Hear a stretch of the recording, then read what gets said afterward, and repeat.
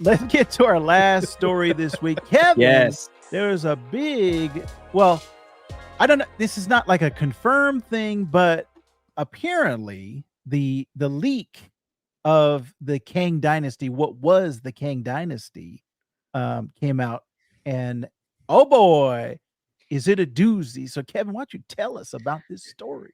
Yeah, so we're getting the post San Diego Comic-Con sort of Robert Downey Jr. He's coming back to the MCU, but he's not playing Tony Stark. He's playing Doctor Doom.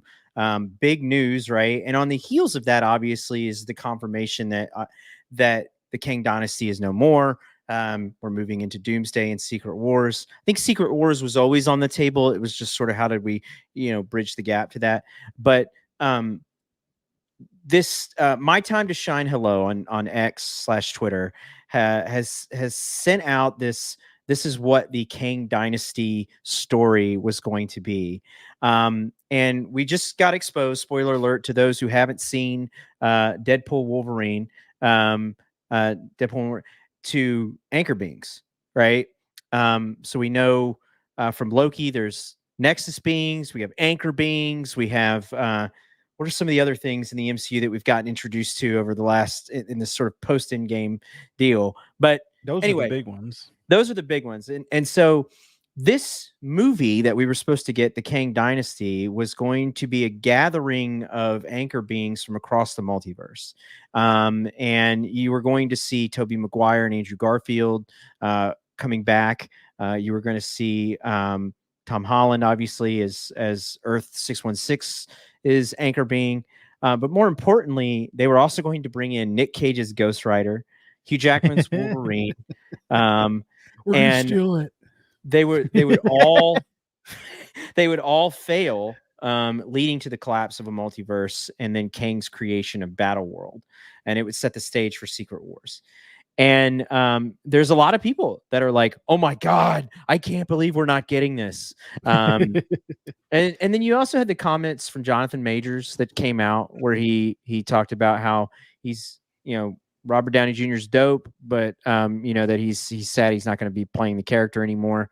If you go over to our friends at Screen Crush, they put out a video about all this, and one of the things they educated me on that I didn't know is supposedly in Jonathan Majors' contract, he was able to somehow negotiate this, and I don't believe it, but that he's the only person that can play Kang like that, and that's why they couldn't recast the character. I've heard this too, but yeah. I don't know how much I believe of it. Like you were a nobody before you played Kang, and like all of us, you have that much power with Disney and Marvel to negotiate something like that when they've known to replace people all the time. That just doesn't make any sense to me. But let's assume it's true. Okay, so Disney's pivoting, but I think the combination of the Jonathan Majors legal stuff, the lack of interest in Kang from audiences general, as well as some of the comic book fans that have been going to see the post-in-game content, and the dismal performance of Quantumania. I think all of that was the reason why they're pivoting. And I'm okay with it. I am, for a couple of reasons. Number one, I love Doctor Doom. And I think Doctor Doom is one of the best villains and characters in Marvel. He's just awesome. And I am very interested to see how this Robert Downey Jr. casting plays out with the character, because I've heard both sides of this. There's people that think this is the greatest casting in history, and that it's awesome. And then I've heard people that are like, well, if he's a Stark variant, then that just sort of ruins Doctor Doom. And I get that. We don't know ultimately what's going to happen. I actually believe that certain elements of what's in My Time to Shine Hello's supposed leak of the Kang Dynasty film or script will likely play themselves into Doomsday and ultimately Secret Wars. I don't know if we're going to get Nick Cage as Ghost Rider. Who? What? When? Where? Why? I can't. Yeah. I'm gonna steal it. We're gonna steal the Declaration of the Multiverse. I'd watch that. I would totally I'd watch a watch that. National Treasure multiverse deal. That's awesome. That's high praise. We're gonna get crazy. Like he gets his crazy eyes and stuff like that. Yeah. You know, A, just B, go C, D, E, F, G. full face off. You know, just anyway. Yes. But I am. I think there will be elements of this that will make their way into, especially just given the Deadpool and Wolverine. My concerns though are a lot of this feels like some of the things we just saw in Deadpool and Wolverine, where you had anchor beings, you had worlds that have been destroyed, you had sort of a rogues gallery of people from other multiverses, good guys from other multiverses like Elektra and Blade and stuff like that. So I'm kind of like this. I hope they do something different. I hope the emergence of RDJ, the casting of him, bringing in Doom, I hope this allows them to maybe not just go a different direction, but a direction that would be better. I like the idea of like where you almost have two stories going on, maybe like the story is Sam Wilson leading the Avengers and stuff going on Earth. And then maybe you do have these anchor beings that are kind of going through and then eventually there's this meeting. It's similar to what Infinity War did, where you had, some characters over here that were on Titan doing this. You had characters doing other thing. So I got to get a Prime now. Coach Prime. I love the Prime, baby. So, but yeah, that's my take on this. I'm curious what you guys think. We haven't talked about it, at least off text. The RDJ casting, the new direction for the next Avengers movies. So what's your guys' take on this? When you found out about this could have been the Kang Dynasty story, did this excite you? Or are you like oh man, we're not going to see any of this? Or like, what's your thoughts? Shoff, you go first. Okay, cool. All right, here we go. So the massive failure that was Quantumania, for me, see, I loved Kang. I love Jonathan Majors as an actor. Do not support what was happening in private life and whether or not that was 100% true. I'm not going to comment on, but at the very least, he was found guilty. So we're going to go with that. But he is an excellent actor, and the stuff he did in Loki season 1 as He Who Remains, some of the stuff he did in season 2 of Loki was excellent as well. But I think season 1, he really there's a moment where he has this just incredible monologue as He Who Remains, and it stood out to me. I was like, dang, this guy can act. And then that made me go and watch him in Lovecraft Country.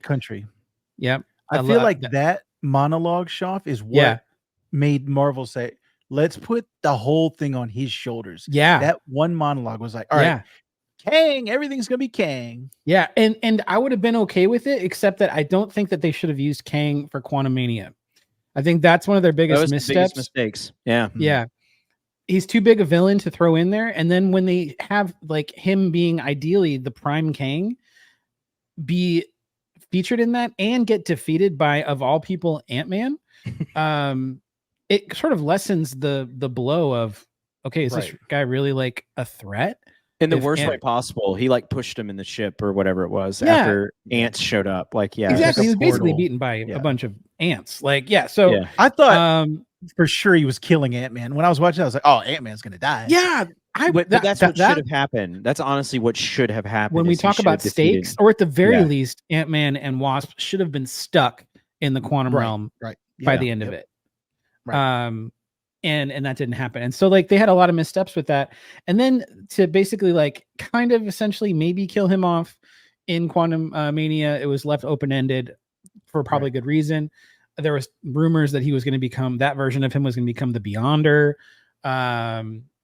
and whatnot. But I think having the Council of Kangs at the end of that was just, it really set too much in motion. And then I thought, well, they're doing Fantastic Four. I thought we were going to get Immortus. No. Who am I thinking of? The King Tut version. Is that Immortus? That's right. Yeah. Yeah. You're right. So I thought that he was going to be a villain in Fantastic Four to sort of continue this Kang vibe throughout this multiverse saga that we're dealing with. So I thought that they were planting the seeds appropriately, but not anymore. And I'm bummed because I think Kang is a really interesting and cool villain if they had enough planning for throughout the movies, not just like we'll put him in here and then maybe we won't see him again for another like 10 movies and then blah blah blah. He'll come back for Secret Wars. That'll be good. No. So before we get to Vector's thought, I want to respond because I'm with you in a lot of ways, and I think the Quantumania kerfuffle was sort of the beginning of the end, even before the legal stuff, because financially disappointing film. Marvel had other, with the other properties that they were releasing, there was already this sort of Marvel's lost it talk. And it's like, and Kang got the blame, right, wrong, or indifferent. I think the complexity of the multiverse saga, the double downing on Kang, because they marketed that movie as, here's the next Thanos. Here's the next Marvel bad guy, the boss at the end of the level. You're getting your first preview. And it's like, to me, I thought the first preview during Loki was so much better. See you soon. It was like that to me was like, okay. Like, and I remember seeing Loki going, oh, this is the guy. Yeah. This is the guy right here. So Quantumania ruined it completely. And I don't think that there was ever a recovery scenario. And I think that's when we started to hear that Shang-Chi's director, what's his last name? Dustin Daniel Cretton. Gosh, thank you. I'm terrible at names. Yeah, everybody listens to this podcast. You realize I'm horrible with names. That's why Justin always keeps me honest. But like, we started to hear from him, and he's like, oh yeah, I know I'm directing the movie, but we keep moving things around, this, that, and the other. And then you stopped hearing from Michael Walton and some of the other people involved. And it's like, you could tell behind the scenes, things were changing and evolving and stuff like that. Then the legal issues happened. And it was almost kind of like, I don't mean this to sound this way, but like people in Marvel were probably like, oh, thank God, like this kind of gives us a reason to pivot, yeah. On a comment that Jonathan Majors made, I do want to say this because he said it's interesting how Robert Downey Jr. Gets all this love given his legal issues. I understand what you're saying, bro, but like Robert Downey Jr. had 10 years and he also went to prison like in that time frame. And he had 10 years where he had to rebuild his entire life. Yeah. And so he earned his way back. And Iron Man was the gift that propelled him back to where he is now. You got to earn Miller it, man. Is closer to what? Yeah. I think if you were gonna call out anybody, Ezra Miller would be the one. And but you got time. You're a talented actor. I'm sure you're gonna deal with whatever your issues are that led to that situation. But like, you got to earn it back, man. And time heals all wounds for everybody, fans, the studios, things like that. And if you're talented enough, which you are, you're going to find your way back. So that's my message to you, Jonathan Majors. I know you don't listen to the show. You don't really care about anything we have to say, but I felt like I needed to comment on that because that really bothered me when I read that. That did come across kind of weird. Shuff, I wanted to point out real quick. There's this scoop, which may or may not be true. I don't know if this is confirmed, but Jonathan Majors had actually filmed scenes for Agatha as Immortus, and that was supposed to be the lead up to he was the author of the Darkhold, all these Book of Spells and all this stuff. So now apparently those scenes have been cut, and we will not see those. Obviously, that is complete and utter bullshit. So that. That makes me mad. It is like the Marvel putting so much weight on Kang to be like the next phase. Everything was going to be Kang. Yet it kind of makes you think, okay, you probably need to have some insurance policies and not have everything specifically riding on one person. What happens, not knock on wood, what happens if we have another Chadwick situation where someone passes away? We don't know everything that's going to happen. So I think they should have some type of fail safes in place. And the fact that if that's true about his contract thing, why did you let him sign that? Why did you let him put that as a clause in his contract that he's the only person that can play Kang? And you are betting so much on Kang. Everything about the phases was Kang, and now everything is going to be Doom. Like, you're switching everything up. The phase seems to have gotten shorter. There's not as many movies in between, and then it's going to be Doomsday and then Secret Wars. And I think what Marvel's going to do is, and it's perfect. Secret Wars is a perfect place to do it.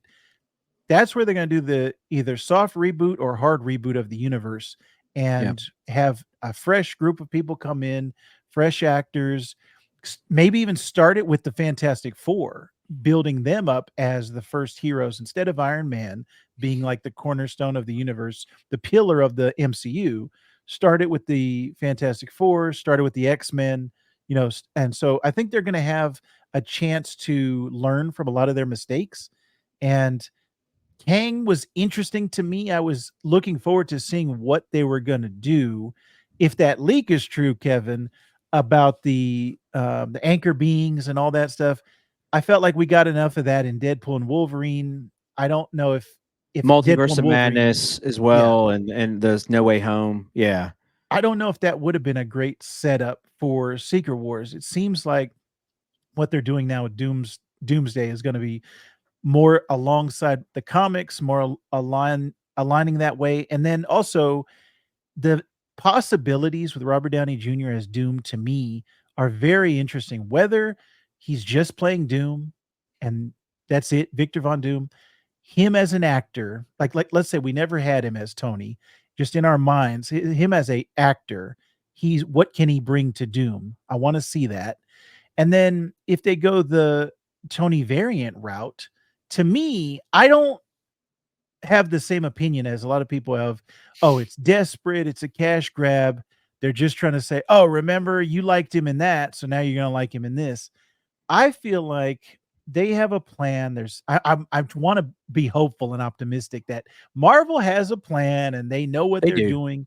Yeah. And Tony, you're picking Robert Downey Jr. because of the connection we have in our minds to Tony Stark, and the possibility of him. Okay, he played the greatest hero in this universe. Now he's going to play the greatest villain in this universe. I think that's interesting. The Tony, people recognizing Tony's face, especially somebody like Peter Parker, Pepper Potts, Cap, whoever, all these people recognizing Tony Stark, but he's Doom. That's interesting to me. But then also the other thing is, I don't know how much are they going to show Robert Downey Jr.'s face in this, because we know they're not paying him $80 million to be behind the mask the whole time and be at his home studio and record it and record Secret Wars and Doomsday. So how much are they going to show his face in this version? But as a Doom fan, I don't want them to show his face. I want the mask. I want the Darth Vader-esque nature of the character where he's ominous and threatening and behind the Doom armor.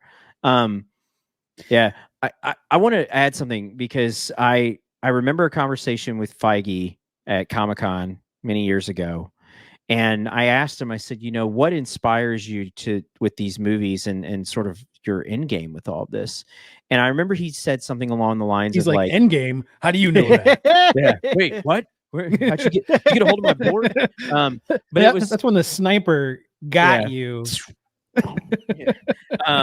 But no, the question where I was trying to get to with him was just like, narratively, what is kind of the inspiration? And he didn't even have to think about it. He said Star Wars. And in his mind, the Infinity Saga, and I've read this later on, so this isn't just my 5 minutes that I had with him, but I've seen this carry on through other interviews where he's talked about the Infinity War saga is like the New Hope of his sort of trilogy of sagas he's telling. And so the Multiverse saga, I feel like, has been trying to build towards this being the Empire Strikes Back, where it's like the heroes, we don't have the OG Avengers anymore right now. They're, some are gone. The team's broken up. We don't know what's going on. They're looking for new leadership. and you have all of these other things, you know, as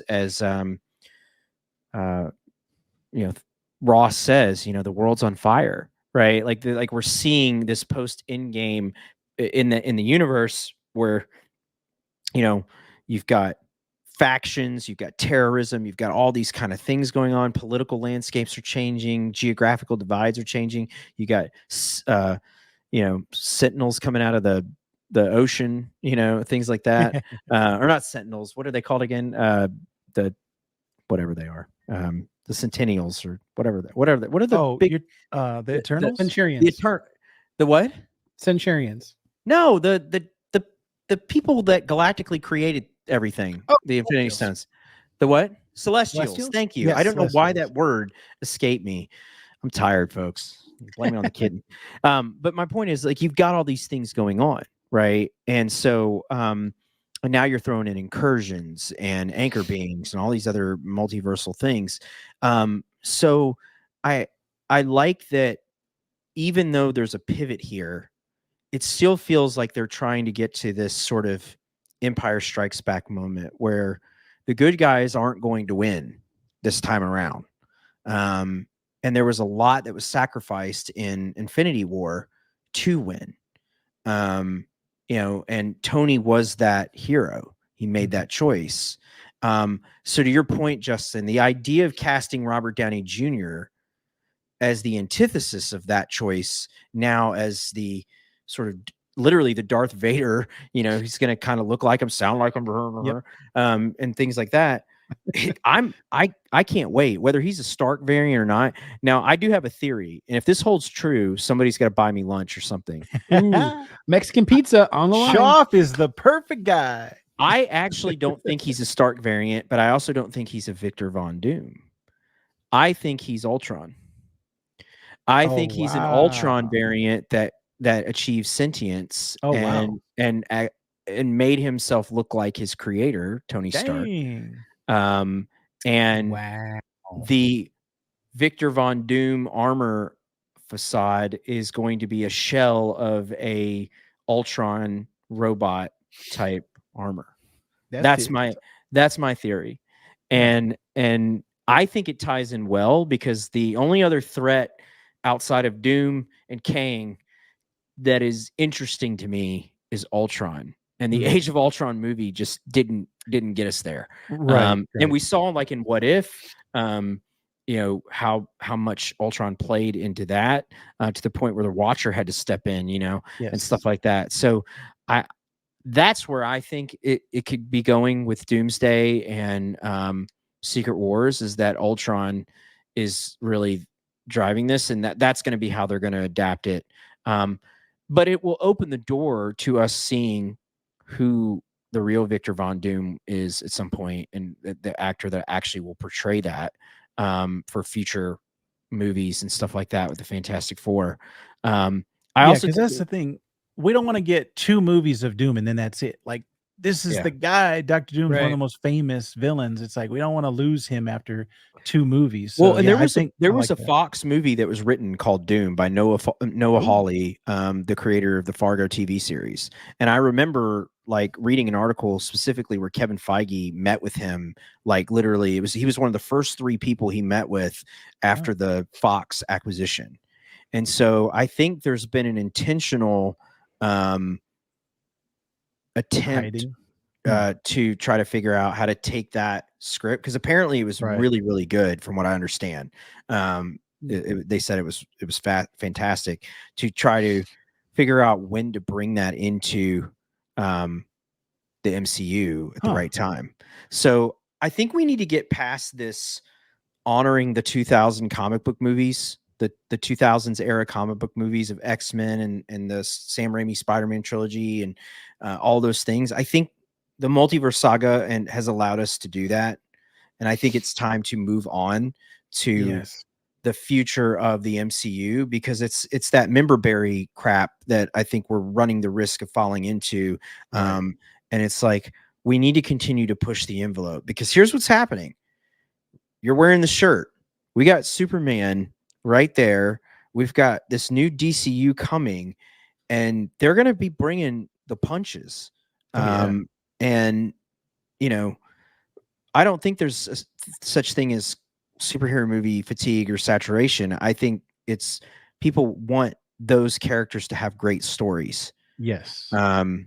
So if this doesn't turn into a great story, we're going to be in trouble. We could actually see the collapse of the MCU at some point. So bringing RDJ back, I think, is a step in that right direction. Right, wrong, or indifferent.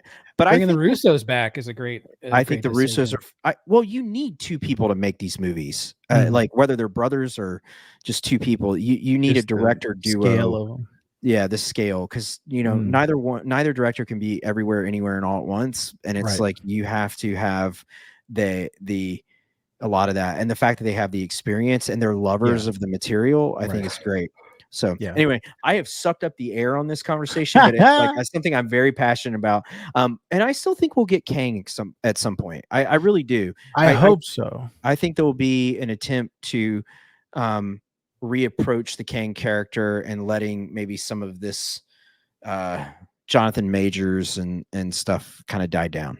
Yeah, because I really don't want it to put a bad taste in the non-comic readers' mouths. You know, the Kang. Ooh, I don't like just hearing the word Kang. I don't like that. I got the guy that got killed by an ant. No, I don't want any of that. I want him to have more respect on his name. So I hope they do bring him back and can do something interesting with him. I hope they do an Iron Lad type storyline where he's aware of who he could become.